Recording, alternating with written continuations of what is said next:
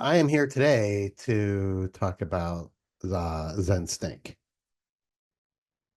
And basically, what Zen Stink is it talks about a stage, usually in the practice of Zen Buddhism, or it was where it started, but now it's sort of spread to non duality in general. But it's basically when a practitioner exhibits um, excessive enthusiasm or attachment to their spiritual identity.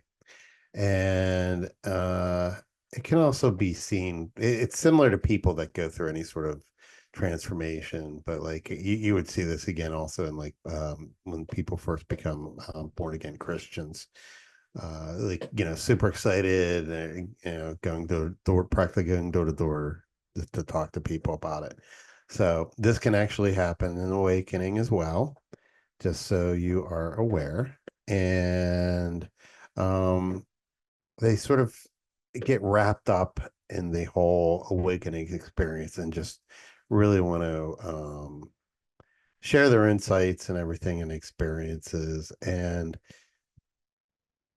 the good thing is that it's usually realized, and it usually does stop once the realization has happened. So characteristics would be there people are just like brimming with excitement, and they just sort of like want to run around and tell everybody about their new spirituality, or their awakening, or their realizations. um, there usually is not a lot of depth to it, so that actually means um, there's still a focus sort of like on the external part of all this as opposed to their internal growth.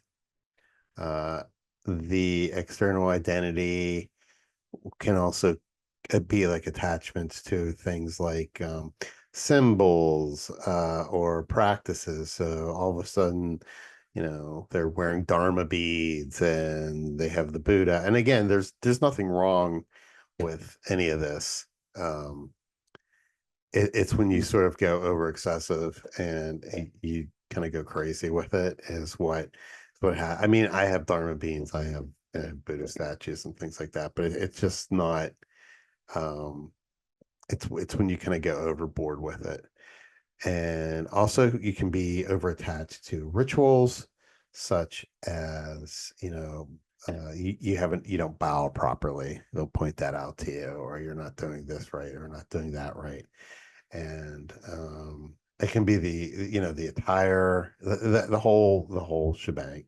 Again, if you suddenly dedicate your life to being a Buddhist monk, obviously that's what's going to happen. You're going to change the way you dress, the way you behave, things like that. But this is more for ordinary people in the day-to-day world. So usually the stink, like I said, does wear off over time as you sort of go deeper and become more mature into the process of Zen. So I did go through this.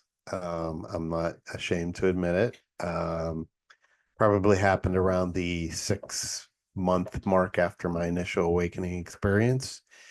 And I did sort of find myself really short with people, and kind of realized I was being a jerk. And it really took me back. And I sat and thought about it and did a little introspection, and then I realized what had happened is the ego had now latched on to the whole like awakened being identity. And so that was my experience. So I mean, there's nothing wrong with being enthusiastic. The problem lies if you get stuck here and you don't sort of move forward. Um, another thing would be um, people sort of throw their knowledge in your face.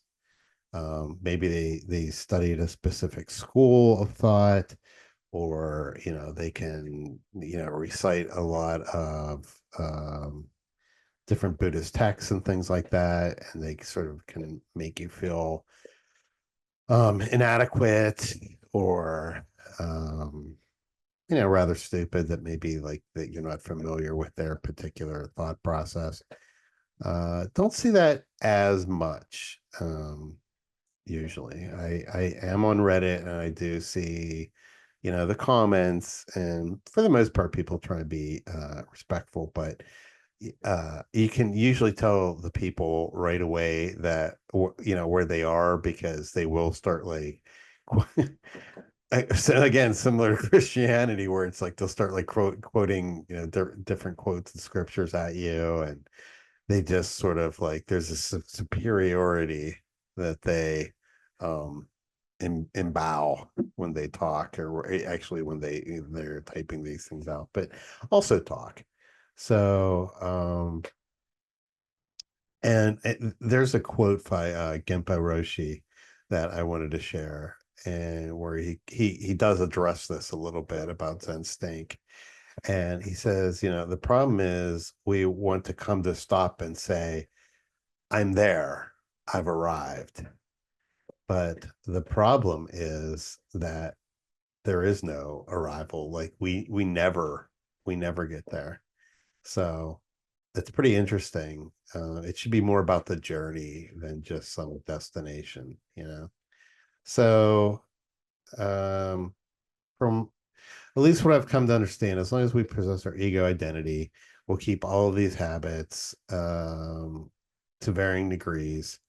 But the more that ego dissolves, and the more we sort of head towards from awakening into enlightenment, um, then the more this is going to fade and be seen through for basically what it is. So that's really about it. I can't think of anything off the top else about Zen Stink. It just you'll pretty much know it when you see it. And this is actually maybe a wake up call for some people that actually are literally going through it right now and don't even realize it, because it's pretty sneaky. I mean, the ego is incredibly daft at finding new things to latch onto, and constantly trying to create separate and new identities. So anyway, I hope this helped, and that is my little topic on Zen Stink. Thank you so much for watching, and I'll see you guys all very soon.